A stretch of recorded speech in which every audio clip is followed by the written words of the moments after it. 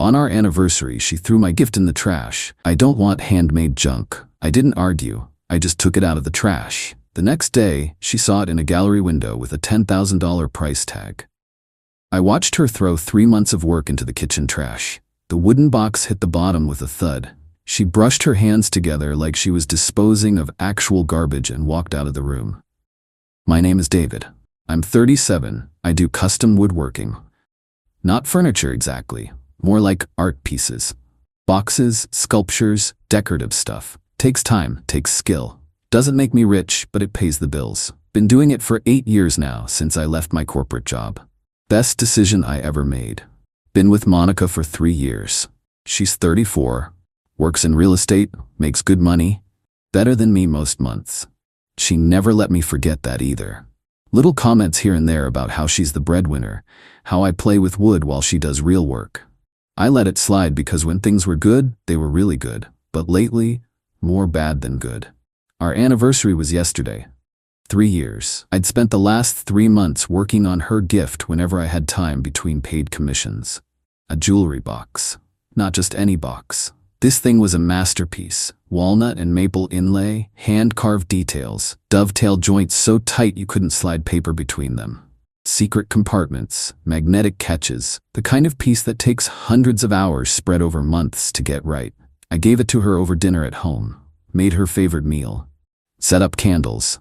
The whole thing. She opened the wrapping and looked at it. Just looked at it. No smile. No surprise. Nothing. She asked what it was.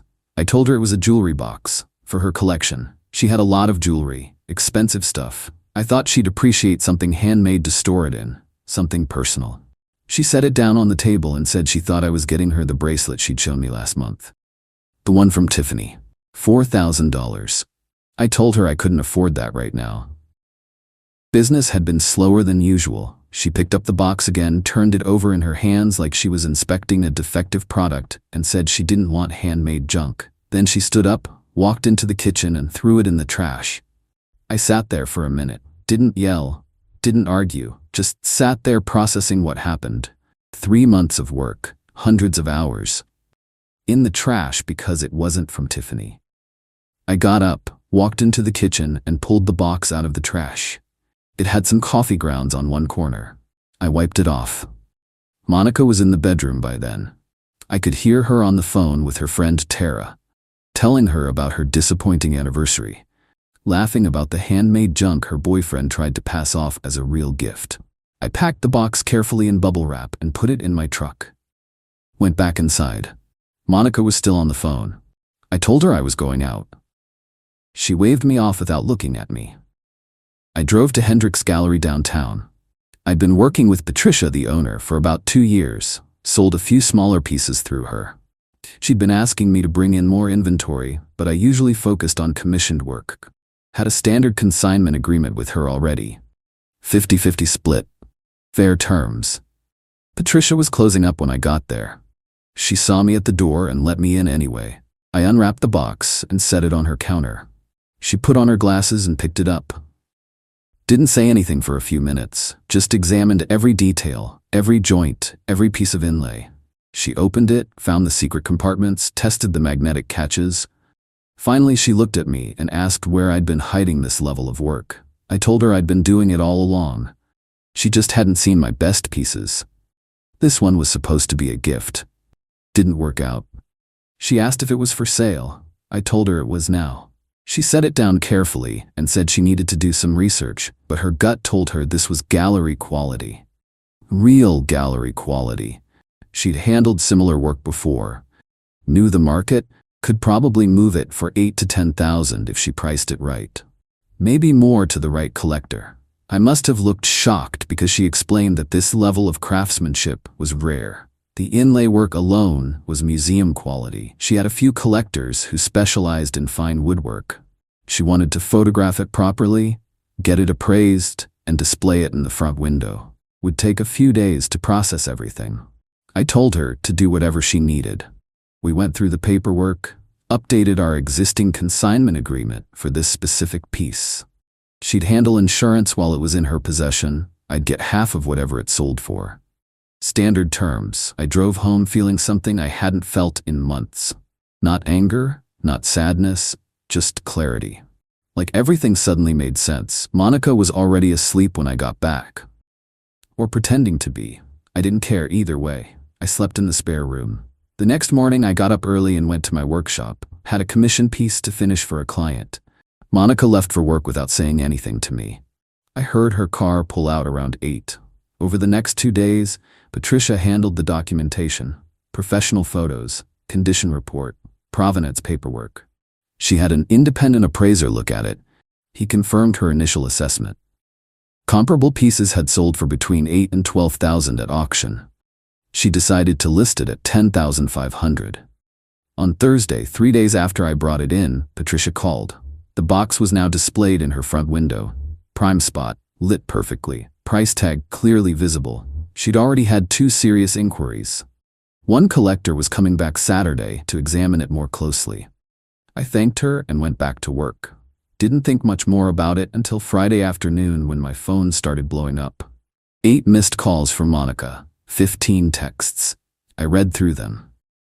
She'd seen the box in the gallery window. Her office was just 2 blocks from Hendricks Gallery. She must have walked past it during lunch, recognized it immediately. The distinctive inlay pattern was hard to miss.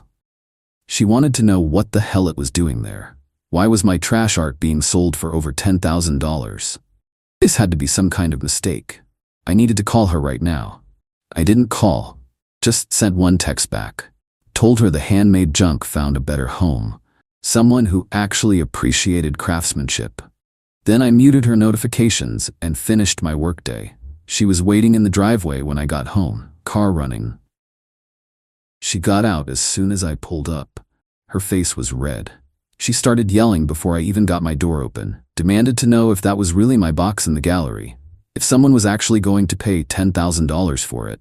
I told her it might sell for that. Patricia had interested buyers. It was properly appraised. Market value for that level of work. Monica's whole expression changed from angry to something else. Calculating. She said we needed to talk. Said maybe she'd overreacted about the gift. It was actually beautiful. She could see that now. She'd been stressed about work. Took it out on me. She was sorry. I asked if she was sorry she threw it away or sorry it was worth money. She started backtracking. Said that wasn't fair. She really did feel bad. And anyway, since we'd been together 3 years, she should get something from the sale, right? We could use it for a vacation. Or she could finally get that bracelet. I told her the money was mine. From my work, my skill, my time. I'd already decided what to do with it. Pay off my truck, invest in better equipment, save the rest. None of it was going toward jewelry for someone who threw my work in the trash. That's when the real fight started. She called me petty, called me vindictive, said I was punishing her for one mistake, that I should have told her the box was valuable. How was she supposed to know? I explained that value wasn't the point. I didn't make it to sell. I made it for her, because I loved her, because I wanted to give her something meaningful, something nobody else had. She threw it away because it didn't come from a store, because it didn't have a brand name. That told me everything I needed to know about how she saw my work, how she saw me. She tried a different approach, started crying, said she knew she'd messed up. She wanted to make it right. We could work through this. 3 years together meant something. She loved me. I asked her when she started loving me, before or after she found out the trash was worth 10 grand. She left, peeled out of the driveway. I went inside and made dinner. Ate alone. It was peaceful. The next few days were quiet. Monica stayed at Tara's place. Sent me a few texts about needing space. Fine by me. Gave me time to work and think. On Monday, Patricia called. The collector from Saturday had made an offer. 10,000 even. Cash deal. He was serious. Had the funds ready. She recommended accepting. It was a fair price and the buyer was legitimate. Well-known collector in the woodworking art community. I told her to accept the offer. She handled the paperwork. The sale closed on Wednesday. Wire transfer came through Thursday morning. $5,000 in my account after the gallery split. I immediately paid off the remaining $3,000 on my truck. Put $2,000 into a savings account for new workshop equipment. I'd been needing a better lathe for months. Thursday afternoon, Monica showed up at my house unannounced. let herself in with her key. I was in the workshop when I heard the door. Came inside to find her standing in the kitchen. She said she'd been thinking. Maybe we needed to take a break. Really evaluate what we both wanted. She wasn't sure we were compatible anymore. I kept my expression neutral. Told her that was probably smart. She seemed surprised I agreed so easily. She asked if I was even going to fight for the relationship. I asked her what exactly she wanted me to fight for. She said she wanted me to care. To show her I was willing to work on things. I reminded her that I'd spent 3 months caring. Spent hundreds of hours creating something unique for her. She threw it in the garbage and laughed about it to her friends. Now she wanted me to fight for the relationship? That ship sailed when the box hit the trash can. She got defensive, said I was never going to let that go, that I was holding one mistake over her head forever. I told her it wasn't about holding grudges, it was about seeing clearly for the first time. She valued things she could show off, things with price tags and brand names. I valued time and effort and meaning. We wanted fundamentally different things. She'd actually done me a favor by showing that so clearly. She grabbed a few more of her things and left. Told me I'd regret this, that I was giving up something good over my ego. I went back to work. The following week brought developments I hadn't expected. The collector who bought the box reached out to Patricia. He wanted to discuss a potential commission. One custom piece. Similar style to the jewelry box. Budget of $12,000. Was I interested? I was very interested. Patricia set up a meeting. The collector, his name was Richard, flew in from San Francisco 2 weeks later. We spent 3 hours discussing the commission, what he wanted, my process, timeline. He was knowledgeable about woodworking, asked good questions, appreciated craftsmanship. We agreed on terms, half up front, half on completion. 6-month timeline. I had the deposit in my account within a week. This changed everything. One commission led to visibility. Patricia started pushing my work harder, put together a proper portfolio, reached out to other galleries. Within a month I had interest from 2 more galleries. One in Denver, one in Portland. Both wanted to carry my pieces on consignment. Monica's friend Tara called me about 3 weeks after the breakup. Said Monica was struggling. She'd realized she made a huge mistake. She wanted to apologize properly. Could we meet for coffee? I told Tara that Monica had my number. If she wanted to apologize, she could call me directly. Tara said Monica was embarrassed. She'd acted badly and knew it. She just needed a chance to make things right. I asked Tara a simple question. Would Monica be reaching out if the box had sold for $50 instead of $10,000? Tara went quiet for a long moment. Then she admitted Monica had been talking constantly about the money, about how she didn't realize I was actually talented, how she could have had a piece worth thousands, about my new commission and gallery interest. I thanked Tara for her honesty and ended the call. That told me everything I needed to know.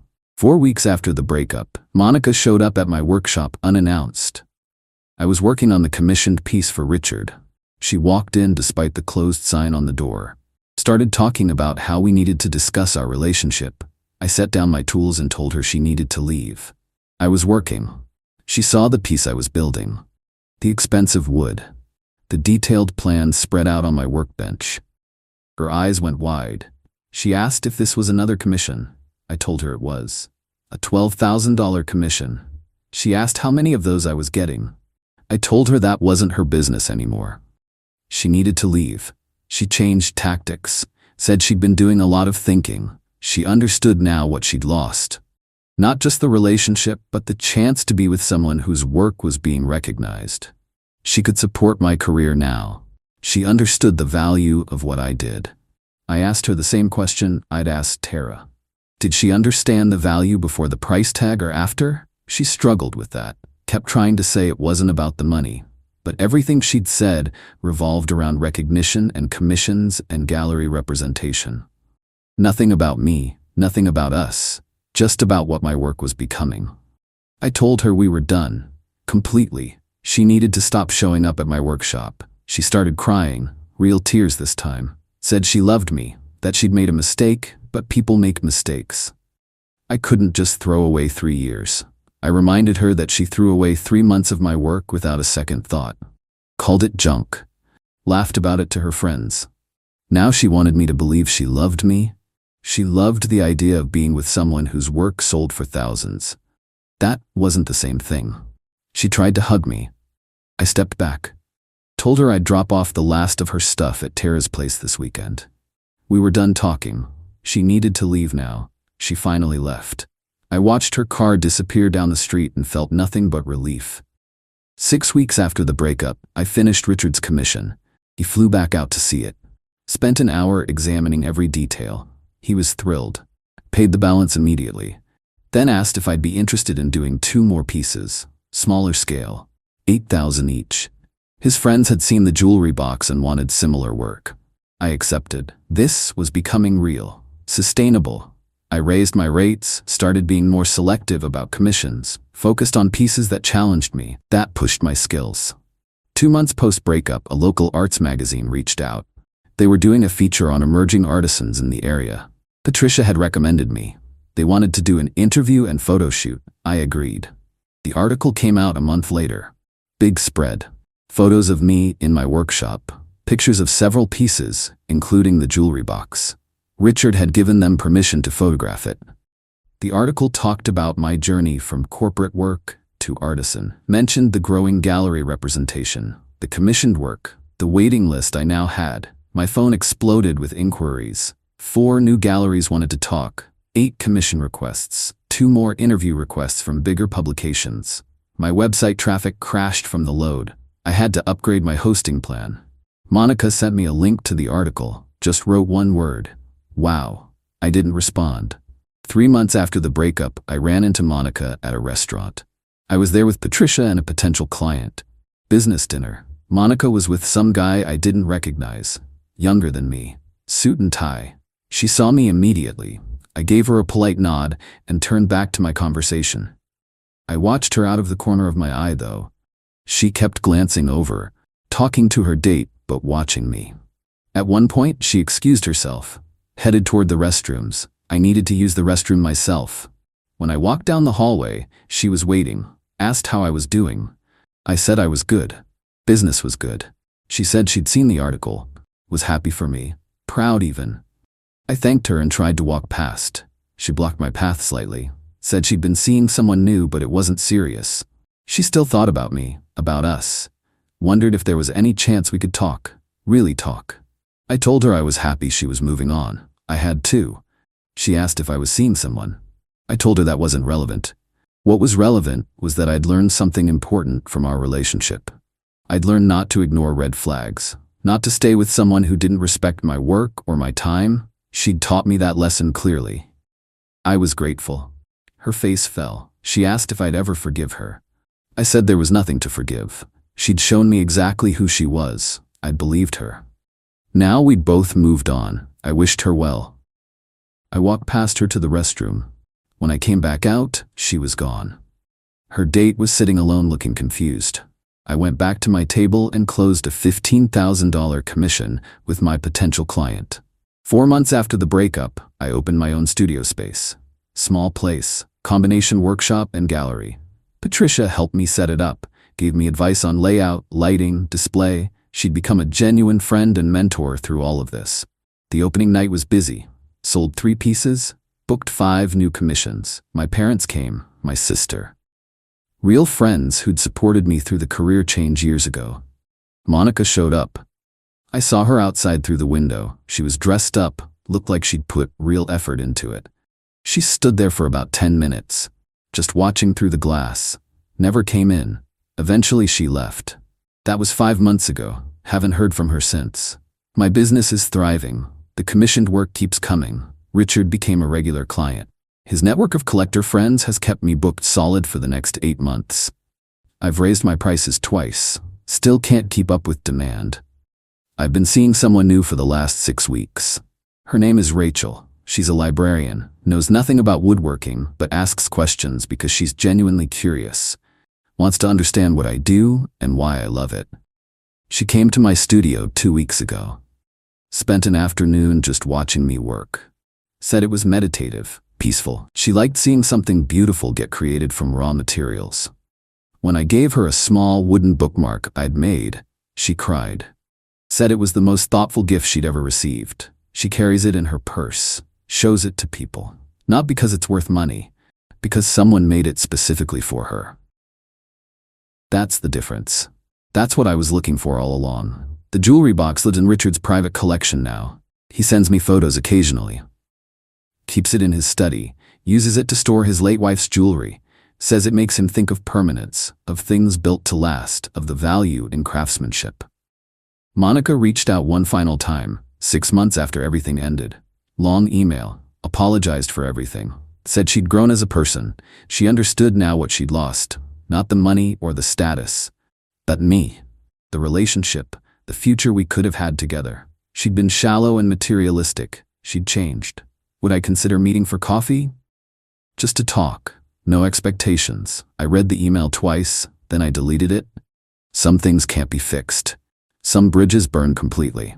She threw away something valuable because she couldn't see past the surface, because it didn't have a brand name or come from the right store. That told me everything about her values, about her character. Maybe she'd changed. Maybe she hadn't. Either way, it didn't matter anymore. I was building something here. A life, a career, a reputation.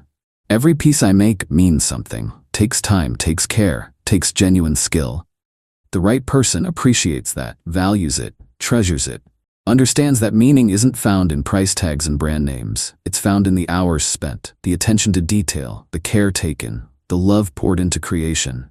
Monica wasn't that person. She proved it the moment the box hit the trash. And that $10,000 price tag? That was just confirmation of what I already knew. The real value was always there. She just couldn't see it, couldn't appreciate it, couldn't recognize it for what it was. I can, though. And so can the people who matter. Rachel sees it, Richard sees it, Patricia sees it, the collectors who commission my work see it, the galleries who represent me see it. That's enough. That's everything.